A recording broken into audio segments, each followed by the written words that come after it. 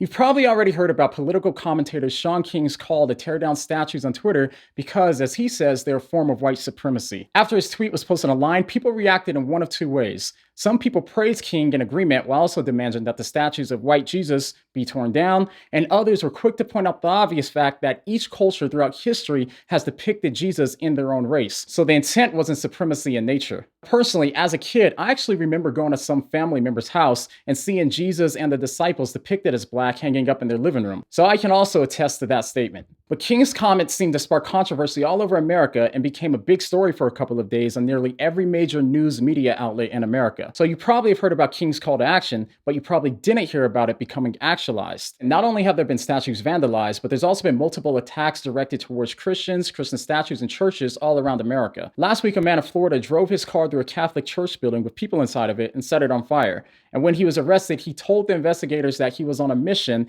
and he laughed and smiled when he said how what he did was awesome. Around the same time, a 250-year-old church in Los Angeles, California was also set on fire, as well as another one in San Diego. Statues of the Virgin Mary were destroyed in Boston and New York and other places, and a statue of Jesus was beheaded in Florida, and so on. So these attacks on churches have been going on all around the nation. If you haven't heard about these events, you may be thinking, why hasn't it been bigger news that several churches are being burned to the ground all around the country and historic church statues are being destroyed? Your first thought may be along the lines of the media's bias, but I actually think that the answer may reveal a far bigger and deeper problem with Christianity in America than we initially thought. And here's why.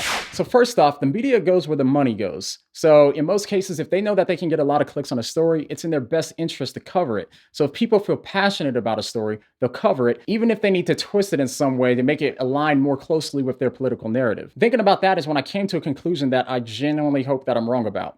I think about it like this. For those of us in America, how many of us would actually jump to read stories about and be outraged at hearing the news of a Buddhist temple being targeted and vandalized in America? Some of us would care a little bit, but probably not very much, since less than 1% of Americans identify as Buddhists. Because we don't identify with it, it probably isn't going to be personal enough for us to be outraged about it. If there was a large and passionate Buddhist community in America, it's much more likely that it would make the headlines and we would see the outrage. When it comes to Christianity, this is a little bit different because about 65% of Americans claim to be Christians, and so we would expect for about 65% of Americans to react passionately about the churches being attacked. But that obviously didn't happen, and I'm not too convinced that they would. The reason why is because, as the statistics show, people care less and less about the church, and church attendance has been declining for years now. So if I'm right in thinking that the media knows what will drive clicks, they know that they probably wouldn't get a lot of Christians to click because the church isn't what gets us passionate, but instead, politics is what gets us passionate. So unless the motive for burning down these churches was explicitly political, which is something that hasn't been made clear yet, people are likely to not react too strongly. If a political motive became clear, I think that the media knows that Christians would get far more outraged and the events would actually top the headlines. This actually reveals something pretty important about where Christians are today in America.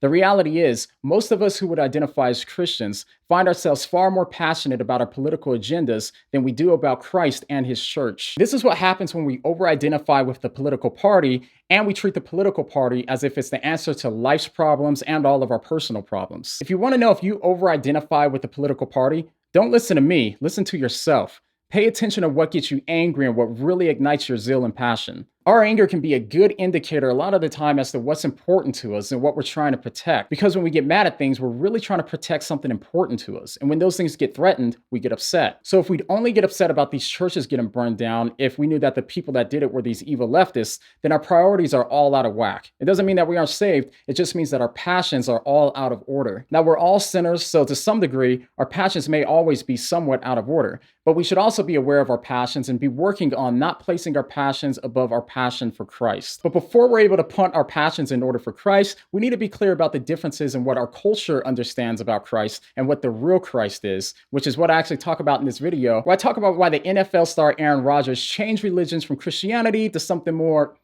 well, you'll just have to hear it yourself. So click on this video and I'll see you over there. But the next time you see the news covering everything but the attacks on Christianity, what are you going to say? And, oh yeah. What do you mean?